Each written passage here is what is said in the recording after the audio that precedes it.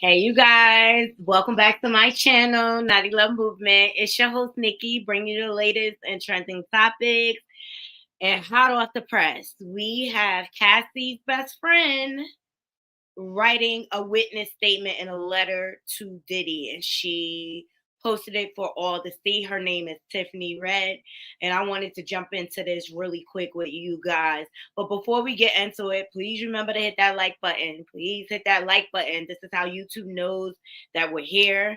And if you're not subscribed, please subscribe. Much appreciated.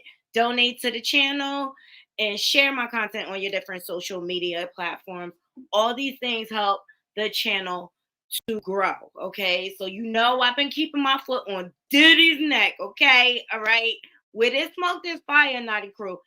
Everybody cannot be lying. You know what I mean? And I really think it's going to be hard for him to rebuild his reputation after all of these witness statements are coming out. Like, I don't believe he'll be able to stand up in a court of law. And quite frankly, the fact that he's got away with this for so long, it just disgusts me. And I just really feel like, when will charges be brought? Like, that's the only thing. Like, when will this man pay? I mean, legit pay with time in prison for the heinous act that he has imposed upon women, men, children. He has destroyed lives.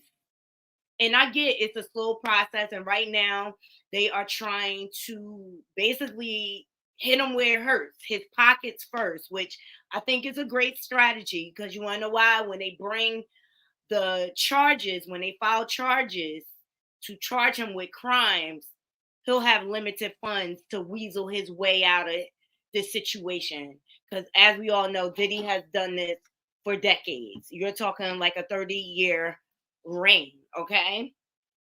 So let me just pull up. And for those of you who don't know, first, let me just let you know who Tiffany Red is. Best friend to Cassie. All right, this is her in the middle. Right, and this is who we're going to be referring to.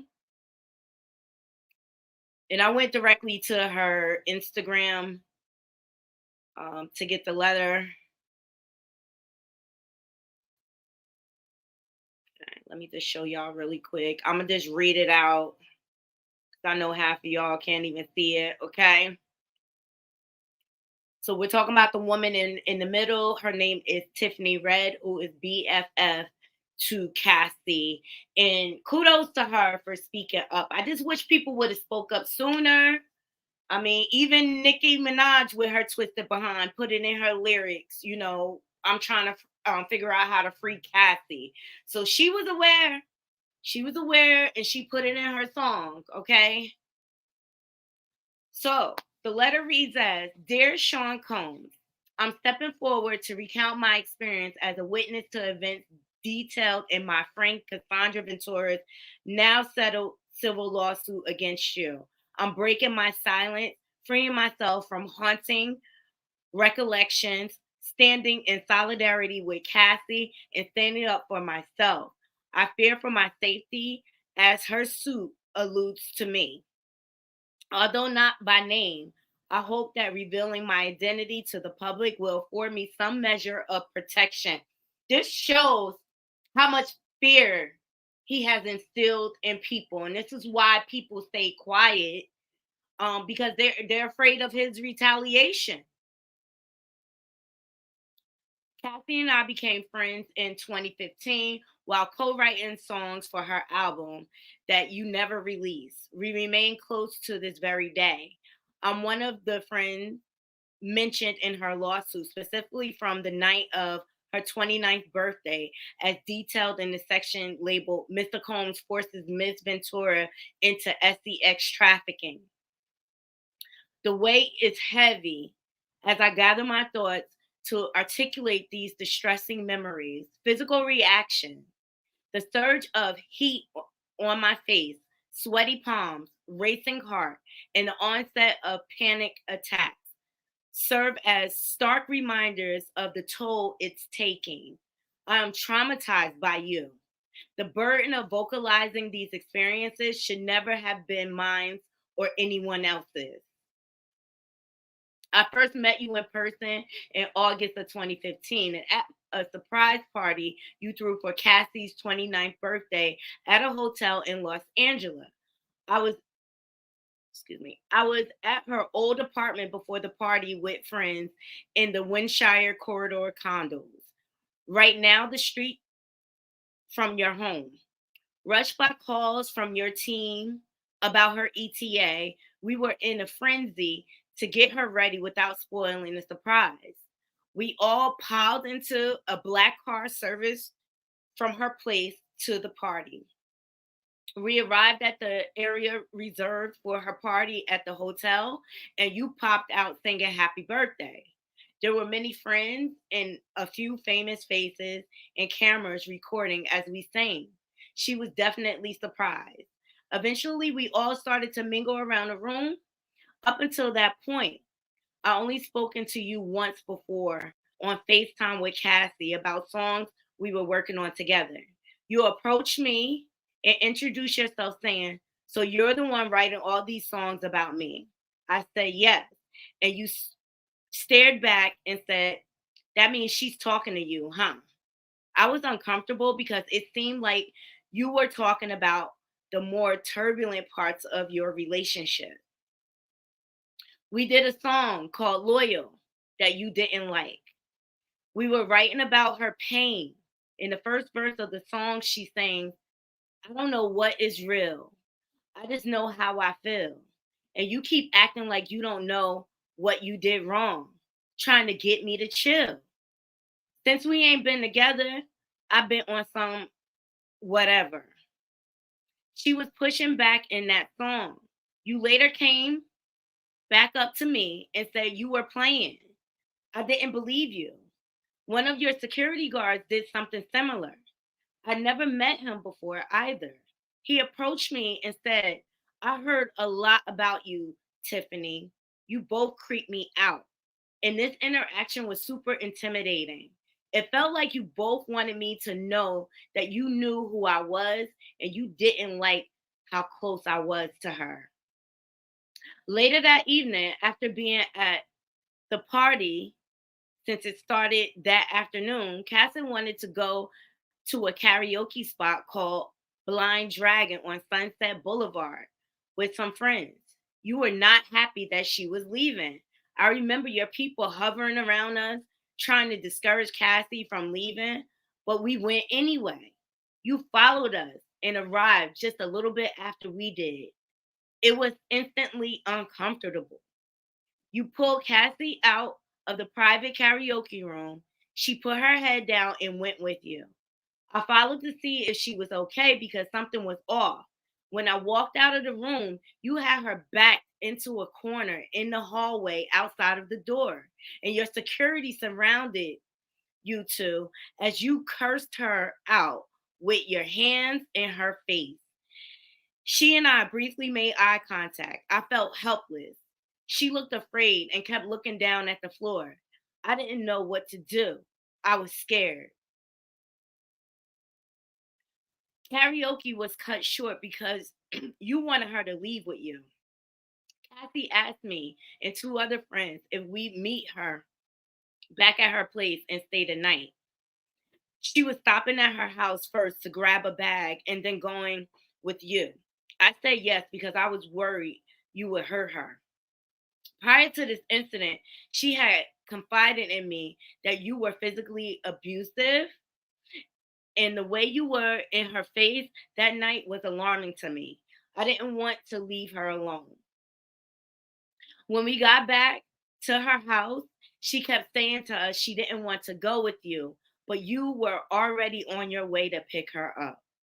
One of our friends was packing an overnight bag for her. I'll never forget it. It was the biggest Birkin bag I ever seen. It was blue, and I kept asking why they were packing her stuff if she clearly said she didn't want to go with you. And this person said, "She always goes." You arrived at the door and whisked her away. Cassie looked uneasy. I didn't know where you were taking her. Once you left, the person who packed the bag, they'll be back. Watch. Well, that's what they said. Excuse me. It was almost like they had seen this movie before. A few hours later, I was woken up by you screaming, emotionally, or excuse me, emotional singing. B, where are you? You and Cassie were back. It was around 3 or 4 a.m. When I walked out of her bedroom where I was asleep, you yelled, emotional singing B. There you are. I was mortified, humiliated, and scared when I realized you were talking to me. You were visibly intoxicated, and so was Cassie. She appeared sedated and very withdrawn. It was the first time I saw her this way. You started. So that is Cassie's friend, Tiffany Red's account of that night that was posted in the lawsuit when he gave her a surprise birthday party and he made her on her birthday go do a FO. This is just disturbing, naughty crew. But I really, in my heart of heart, believe he did this to a lot of people. This is them together. It's disgusting. Yes, Jayla, and we back. Hey, in my opinion, yes, we're back. Yes, this is her friend co-signing. So for all of you that said that she was in this for the money, this woman was tortured for 10 years by a monster. This is Cassie's friend's letter to Puffy. What are your thoughts, Naughty Crew? Here, I'll drop the link. If you guys don't feel like then please don't feel pressure. But you know, I've been on Diddy's neck and I'm gonna continue until he is charged accordingly. This man is a monster and he needs to be locked away in a cell next to R. Kelly, Harvey Weinstein, and all these other predators. He's disgusting. And I'm sorry. I believe every last lawsuit that happens. Based on Gene Dill's statement, revealing his plans for Danity Kane, based on his ill treatment of women, based upon from Misa to Kim Porter. Everyone put in the chat hashtag justice for Kim Porter. I believe even Choke No Joke spoke about this last night. Diddy was in the house with her when she passed. Diddy is a monster. He is a monster. Hey, in my opinion, thank you for joining. First of all, let me tell you, thank you, sis. You are staying on him, and I appreciate it. Um, Hearing that letter being read, I could feel her. I could feel it in her words. You know what I'm saying? Like it was painful to hear. You know what I'm saying? And I keep telling people, love doesn't hurt you. Mm-hmm. It doesn't. And for the life of me, I wish, I really do. I wish we as a community can get together and teach our kids growing up because it all starts from home. Teach your kids that love doesn't hurt so that they don't go out and hurt somebody else. And if you're hurting, deal with your hurt in counseling. Don't take it out on somebody else because then there are two people that lives get ruined. It's yours and that person that you are attacking. And so I don't know what Diddy had to go through in his life to make him who he is today.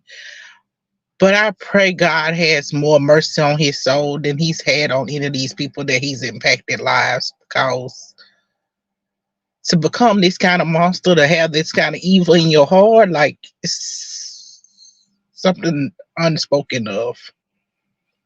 These To people me, live he's on worse. earth. To me, he's worse than Bill Cosby and R. Kelly put together, and that's Yes, hard to say. yes. He's a monster. And it's alleged Jay-Z is worse. Jay-Z is worse.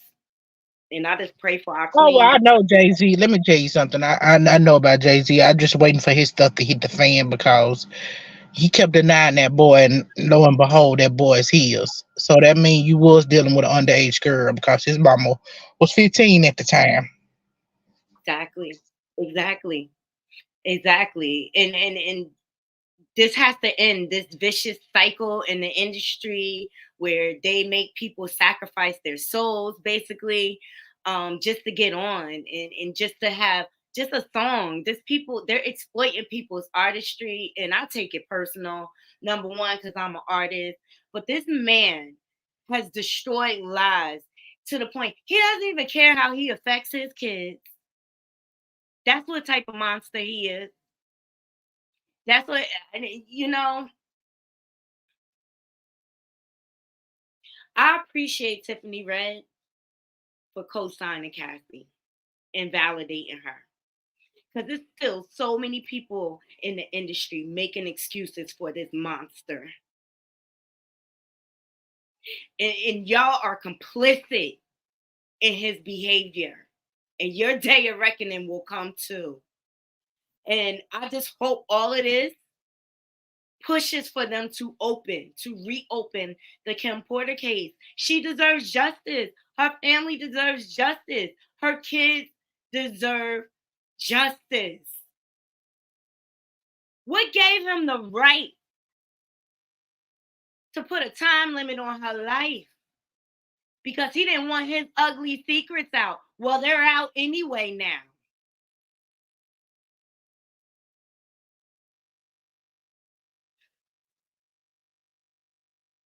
And these are the type of monsters that they make rich and put up on a pedestal.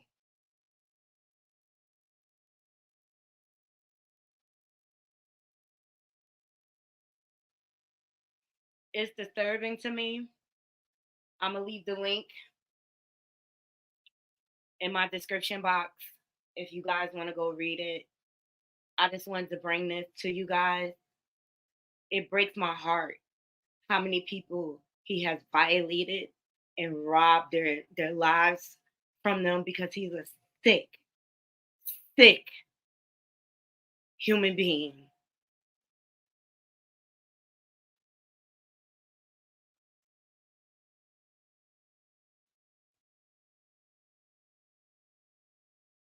You have no right to terrorize people so you can have your way, sir. You have no right. And it's over. I never liked you. I never ever liked you.